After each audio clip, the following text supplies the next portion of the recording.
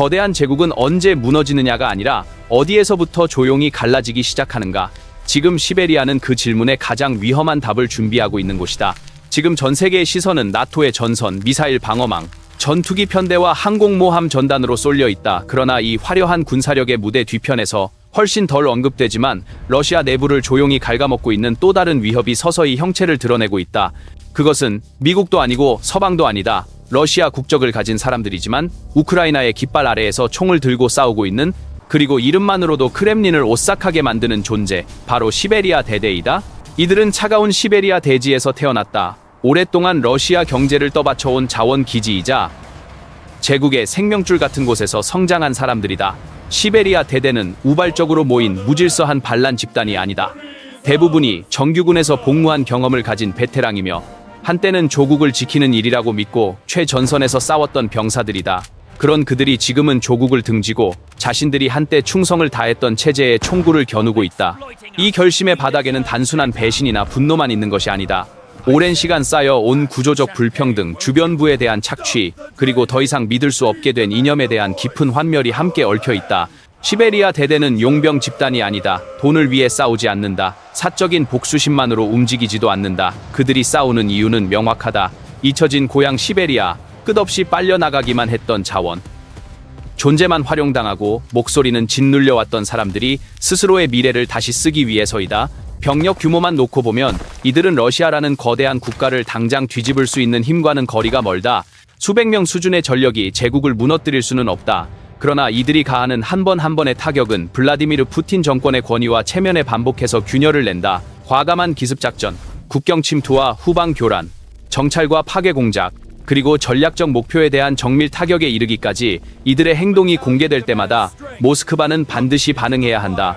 그들이 움직이는 한 걸음 한 걸음은 단순한 물리적 피해를 넘어 체제의 얼굴에 가해지는 정치적 타격이자 상징적 모욕이 된다. 러시아 여권을 가진 사람들이 우크라이나와 어깨를 나란히 하며 러시아 군대를 상대로 싸운다는 사실 자체가 크렘린에게는 견디기 어려운 장면이다.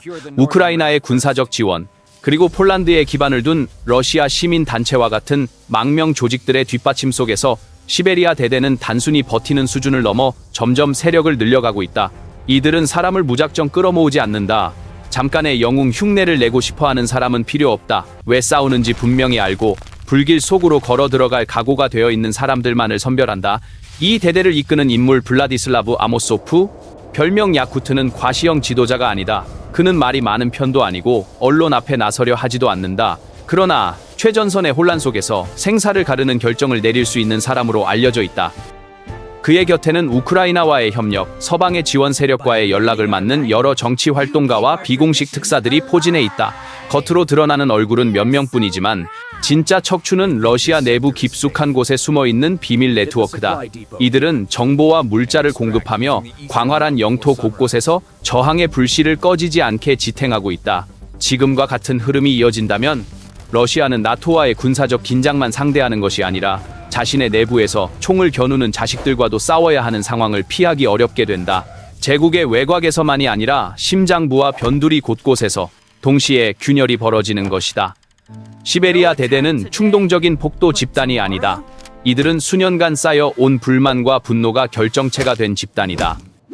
시베리아라는 땅 자체가 지닌 자존심, 다양한 민족과 언어, 종교가 공존해온 복합적인 정체성이 대대의 기반이 된다. 부랴트, 야쿠트, 투바, 하카스 출신 전사들이 한 줄에 서서 싸운다. 이들은 우크라이나를 위해서만 싸우는 것이 아니다. 자신의 이름을, 언어를, 조상의 전통을 되찾기 위해 싸운다. 시베리아 대대에서는 누구도 하나의 언어만 강요받지 않는다. 누구도 자신의 문화를 숨길 필요가 없다. 동화되라고 강요받는 대신 있는 그대로의 정체성을 인정받는다. 모스크바의 체제 아래에서 투명 인간 취급을 받던 이들이 처음으로 자신이 중요한 존재라고 느낄 수 있는 곳, 그것이 이 대대이다. 그러나 이들은 단순한 정체성 공동체를 넘어 정치 지형을 재편하는 주체가 되어가고 있다. 이들이 공격을 선택하는 목표는 우연이 아니다. 러시아군이 안전하다고 믿었던 후방기지, 반복되던 군사작전의 습관, 경계가 느슨해진 구역, 모든 것은 오랜 경험을 바탕으로 골라낸 약점들이다. 한때 그 체제의 일부였던 사람들만이 알고 있는 취약 지점을 향해 이들은 치명적인 타격을 가한다. 그들이 어느 부대에서 어떤 보고 체계가 돌아가는지, 보급 창고와 변전소, 군사 인프라가 어떻게 보호되는지 알고 있다는 사실은 크렘린에게 무엇보다 불안한 요소다. 지금 러시아의 보안 기관들은 보이지 않는 적을 쫓고 있다. 마을 변두리의 변전소 화재, 군 인사국 건물에 대한 공격, 짧은 시간에 끝난 방화 사건 하나하나가 단순 사고인지 아니면 시베리아 대대와 연계된 행동인지 구분하기 어려운 상태가 되었다. 단지 그 가능성만으로도 지방 관료와 보안 책임자들은 늘 불안에 떨게 된다. 오늘 공격이 일어나지 않았다면 내일은 어떨까 하는 의심이 일상을 지배한다. 공포를 기반으로 통치해온 권력은 역설적으로 자신이 뿌려놓은 공포에 스스로 갉아먹히기 시작한다. 현대 군사 전략에서 기습과 예측 불가능성은 가장 비싼 자산으로 취급된다. 그리고 지금 아무도 예상하지 못했던 방향에서 그 기습이 나타나고 있다. 시베리아는 오랫동안 제국의 변방, 감옥과 유배지 혹은 천연자원 창고로만 취급되었다. 지도상에서는 끝자락에 밀려난 상징적인 공간에 지나지 않았다. 그런데 바로 그곳에서 중앙 권력의 근간을 뒤흔드는 반란의 불씨가 치솟고 있는 것이다. 이 모든 상황을 주시하는 것은 우크라이나와 서방만이 아니다. 또 하나의 시선이 조용히 이 균열을 분석하고 있다. 바로 중국이다. 중국은 요란한 성명을 내지 않는다. 공개적으로 러시아 체제 붕괴를 거론하지도 않는다. 대신 숫자와 계약서, 투자 계획을 통해 무언가를 준비한다. 이미 몇 해 전부터 중국 기업들은 러시아 극동과 시베리아 지역의 산림, 광산, 농업 분야에 깊숙이 들어가고 있다. 한때 러시아가 결코 양보할 수 없다고 말하던 전략 자산들이기도 하다. 시베리아 대대가 모스크바의 내부를 흔들면 흔들릴수록 중국이 관찰하는 균열의 지도는 더 촘촘해진다. 특정 지역의 불안정은 특정 자원 공급망의 재편 기회로 읽힌다. 어느 광산의 소유 구조가 흔들릴 수 있는지, 어느 항만의 통제권이 장기적으로 협상 테이블에 올라올 수 있는지, 이런 계산은 눈에 보이지 않는 곳에서 이미 진행 중이다. 시베리아가 흔들릴수록 중국에게는 영향력을 넓힐 수 있는 새로운 입구가 생긴다. 그러나 크렘린을 진짜로 잠 못 들게 만드는 것은 중국이 아니다. 시베리아 대대가 상징하는 새로운 세대의 러시아인이다. 이들은 더 이상 거대한 조국의 신화에 취하지 않는다. 위대한 승리, 영원한 지도자, 국경 회복 같은 구호는 이들에게서 점점 설득력을 잃고 있다. 시베리아 대대는 장황한 선언문을 발표하지 않는다. 화려한 집회를 열지도 않는다. 대신 매일같이 작지만 꾸준한 행동을 이어간다. 그 행동 하나하나가 던지는 메시지는 단순하다. 모스크바는 절대적인 중심이 아니며 국가 권력은 더 이상 신성불가침의 존재가 아니라는 것이다. 이들의 진짜 힘은 체제를 당장 뒤엎는 데 있지 않다. 의심을 퍼뜨리는 데 있다. 야쿠티아, 이르쿠츠크, 울란우데 같은 지역에서 사람들은 점점 자문하게 된다. 우리는 정말로 수천 킬로미터 떨어진 수도의 명령을 무조건 따라야 하는가? 중앙정부는 우리를 대표하는가? 아니면 자원과 세금을 빨아들이기만 하는가? 이런 질문들이 사회 곳곳에서 속삭임으로 떠돌 때 체제는 겉모습은 그대로일지 몰라도 이미 균열을 품고 있게 된다. 국영 매체는 시베리아 대대를 전방위로 공격한다. 반역자, 테러리스트, 외국 세력의 꼭두각시라는 낙인을 찍으며 최대한 혐오감을 끌어올리는 단어를 동원한다. 그러나 과격한 레토릭은 오히려 공포를 드러내는 신호가 되곤 한다. 군 병력이 끝없이 재배치되고 예전에는 안중에도 두지 않던 지방 도시들의 보안 인력이 갑자기 늘어나며 정보기관은 과거 정치 집회에 나섰던 사람들을 다시 불러다 캐묻는다.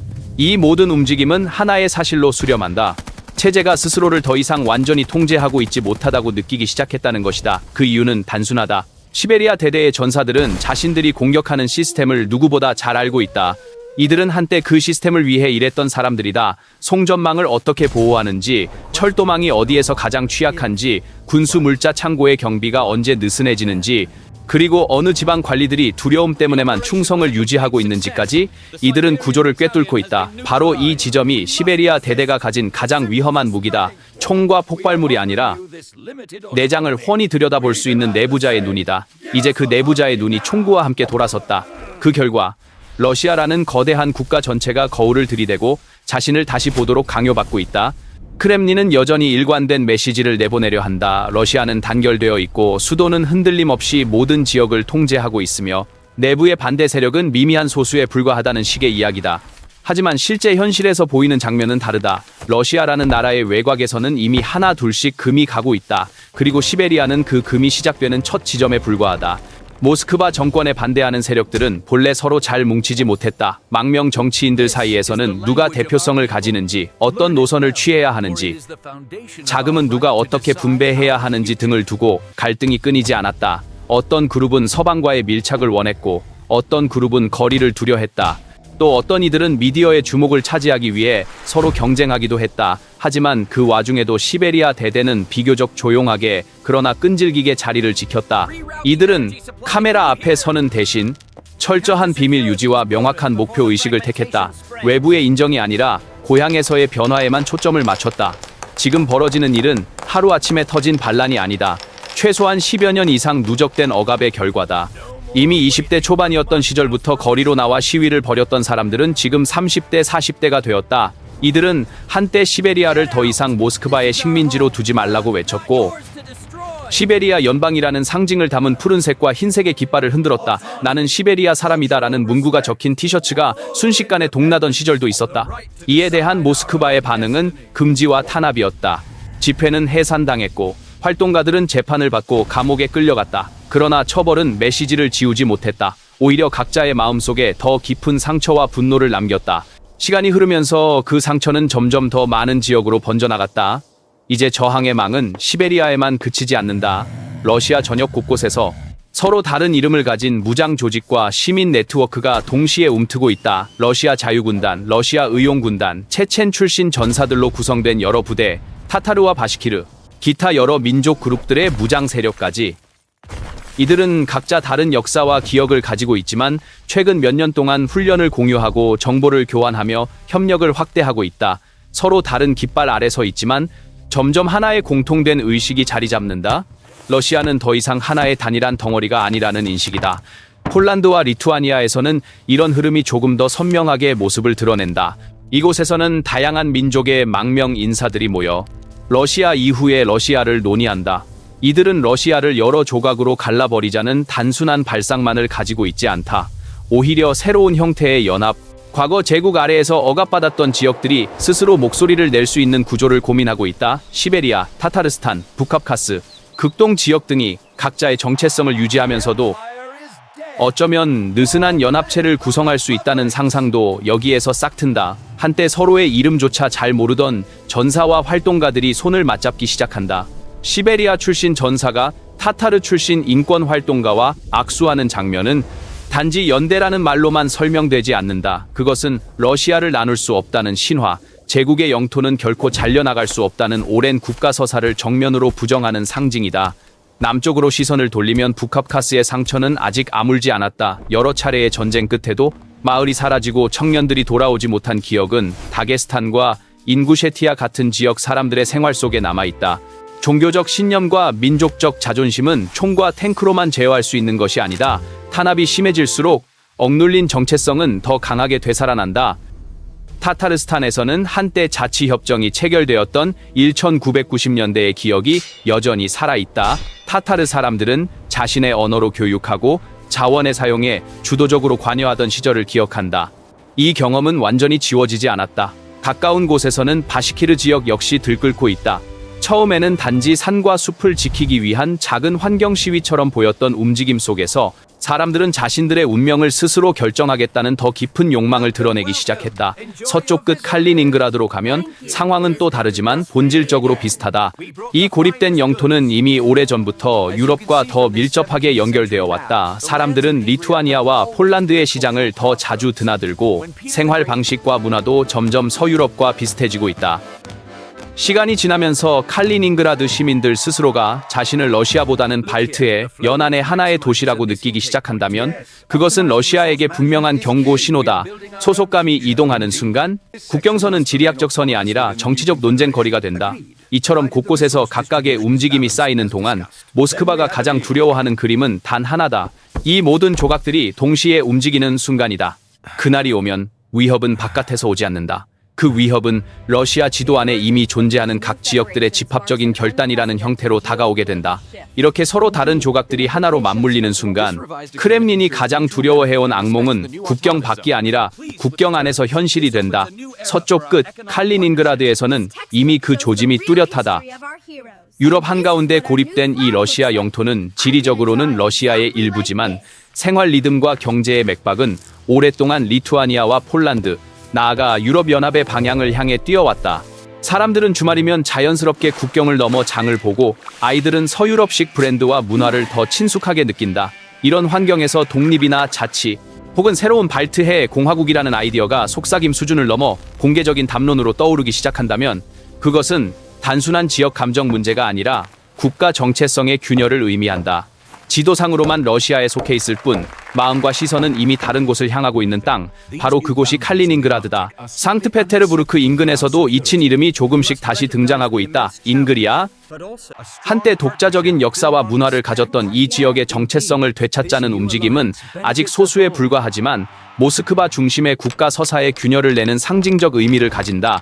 잉그리아 자유운동을 지지하는 사람들은 상트페테르부르크를 단순한 러시아 제2의 도시가 아니라 한때 독자적인 길을 걸으려 했던 지역의 수도로 기억한다. 이들의 메시지는 크렘린의 귀에는 미약한 잡음처럼 들릴 수 있지만 정치적 상상력의 경계를 조금씩 넓히는 역할을 한다. 남쪽으로 내려가면 쿠반 지역의 정서는 또 다르다. 코사크 전통이 강하게 남아있는 이 땅에서 사람들은 조상들이 제국과 싸웠던 역사를 기억한다. 자유를 지키기 위해 말을 타고 맞섰던 세대의 이야기는 오랜 세월이 지나도 노인의 입을 통해 노래와 전설을 통해 이어져 왔다. 모스크바의 입장에서는 이미 완전히 통합된 영토로 간주했을지 몰라도 사람들의 마음속에는 여전히 언젠가 다시 주체가 되고 싶다는 욕망이 남아있다. 우랄 산맥 일대에서는 한때 공공연히 논의되던 우랄 공화국의 꿈이 다시 입 밖으로 새어나오기 시작했다. 소련 붕괴 직후 짧지만 강렬했던 자치와 분권 논의는 모스크바의 압력 속에 묻혀버렸다. 그러나 경제적 불평등과 자원 수탈에 대한 불만은 사라지지 않았다. 예카테린부르크의 광장과 온라인 공간에서는 옛 상징들이 다시 등장하고 지역의 미래를 스스로 결정하자는 목소리가 조용히 힘을 얻고 있다. 이들은 자신들을 단순한 지방 도시라고 생각하지 않는다. 유럽과 아시아를 잇는 관문, 새로운 국가의 중심이 될 수 있는 잠재력을 가진 곳이라고 여긴다. 칼리닝그라드에서 잉그리아, 쿠반에서 우랄까지 각기 다른 배경과 역사를 가진 움직임들은 개별적으로 보면 소수의 소란처럼 보일 수 있다. 그러나 하나의 지도 위에 함께 올려놓고 보면 전혀 다른 그림이 드러난다. 러시아는 더 이상 하나의 단단한 블록이 아니다. 언어도, 종교도, 기억도, 이해관계도 다른 수많은 지역들이 억지로 하나의 서사 속에 묶여있는 구조에 가깝다.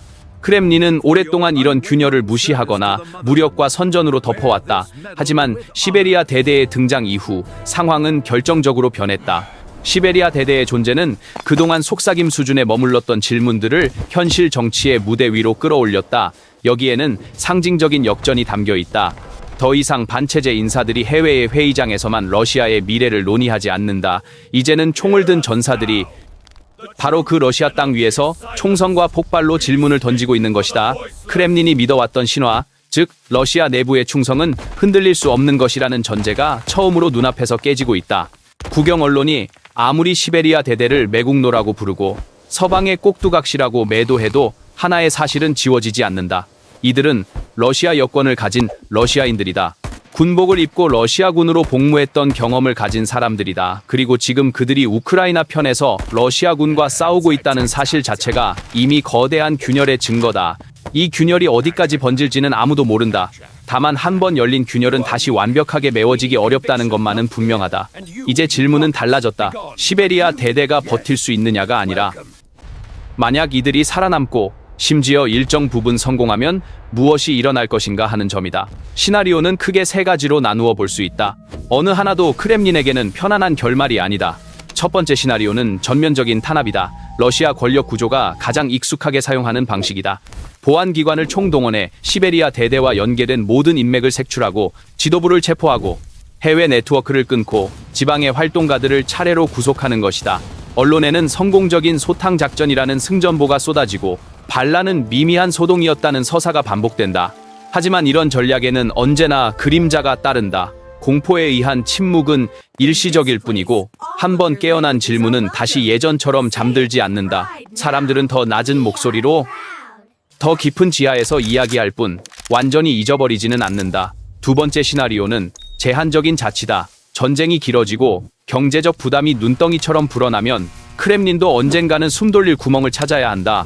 시베리아에 더 많은 예산 자율권을 주고 현지 언어 교육을 부분적으로 허용하며 지방 정부에 더 많은 권한을 넘겨주는 방식이 논의될 수 있다. 표면적으로는 러시아의 영토적 통합을 유지하면서도 내부의 긴장을 완화하려는 시도다. 그러나 이런 양보는 다른 곳에서 새로운 파장을 부른다. 타타르스탄, 바시키르, 북카프카스, 극동 지역에서도 같은 요구가 잇따를 가능성이 크다. 한 번 자치가 인정된 선례는 절대 권력의 이미지에 치명적인 상처를 남긴다.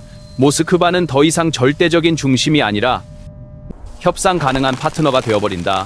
세 번째 시나리오는 크렘린이 가장 인정하기 싫어하는, 그러나 어쩌면 가장 근본적인 공포다. 완전한 독립이다. 만약 전쟁과 경제 위기로 러시아의 통제력이 급격히 약화되고 여러 지역의 반대 세력이 동시에 고개를 들기 시작한다면 시베리아는 독립의 선두에 설 수 있다. 그렇게 탄생할 새로운 국가는 영토면에서 유럽 대부분 국가를 합친 것보다 넓을 가능성이 크다. 천연가스, 석유, 희귀금속, 삼림, 수자원까지 세계에서 손꼽히는 자원 보유국이 될 것이다. 우랄 산맥에서 태평양 연안까지 이어지는 새로운 국가의 등장은 단지 러시아 한 나라의 문제가 아니라 전 세계 지정학의 판도를 흔드는 사건이 된다. 바로 이 지점에서 중국이 다시 등장한다. 중국은 시베리아의 독립을 공개적으로 지지하지 않을 것이다. 그럴 필요도 없다. 이들이 진짜로 원하는 것은 깃발의 색이 아니라 자원 흐름의 안정이기 때문이다. 만약 시베리아가 모스크바의 영향권에서 벗어나 새로운 정부를 세운다면 가장 먼저 손을 내미는 외국 자본은 거의 틀림없이 중국일 것이다. 새로운 정권 입장에서도 막대한 인프라 투자와 장기 공급 계약을 제시하는 중국을 마다하기 어렵다. 아직 국제적 지위를 정립하기도 전에 경제적 생존부터 해결해야 하기 때문이다. 그렇게 되면 시베리아는 형식상 독립 국가가 되더라도 실질적으로는 중국 경제권의 핵심 자원 기지로 편입될 수 있다. 물론 시베리아인들에게 독립은 장밋빛 미래만을 의미하지 않는다. 정치적 혼란, 경제 체제 전환, 외세 개입, 내부 권력 다툼 등 수많은 위험이 따라온다. 그러나 그럼에도 불구하고 처음으로 자신의 언어를 학교에서 자유롭게 가르치고 자원 개발 수익의 사용처를 스스로 결정하며 역사 교과서를 자신들의 시선에서 다시 쓰는 경험은 이들에게 매혹적인 비전이다. 더 이상 멀리 떨어진 수도의 허가를 기다리지 않고 계곡 하나, 강 하나, 숲 하나의 운명을 직접 정할 수 있다는 감각. 그 감각이야말로 시베리아 대대를 지탱하는 정신적 연료다. 이 어떤 시나리오가 현실화되든 한 가지는 분명하다. 러시아는 예전 상태로 돌아갈 수 없다. 시베리아가 자치든 연방 구조 개편이든 독립이든 어떤 형태로든 기존 질서를 흔들어 놓는다면 다른 지역들도 거울을 보듯 그 모습을 바라볼 것이다. 북카프카스에서는 이미 오래전에 전쟁의 상처를 경험했다. 타타르스탄과 바시키르에서는 자치와 자원 통제에 대한 기억이 되살아날 것이다. 칼리닝그라드는 유럽과의 관계를 이용해 자신들의 입지를 재조정하려 들 수 있다. 우랄과 극동은 자체 경제 잠재력을 앞세워 새로운 거래를 요구할 수 있다. 서방 국가들도 손을 놓고 볼 수만은 없다.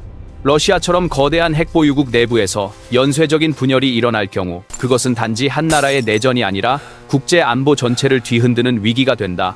유럽은 에너지 공급과 국경 안보를 동시에 재설계해야 하고 미국은 전략 군축과 확장 억제 정책을 전면 재검토해야 할 것이다. 중국 역시 주판알을 다시 튕기게 된다. 시베리아에서의 영향력 확대와 러시아 남부와 중앙아시아에서의 균형 유지는 서로 다른 계산을 요구하기 때문이다. 이 모든 복잡한 계산의 한가운데에 시베리아 대대가 서 있다.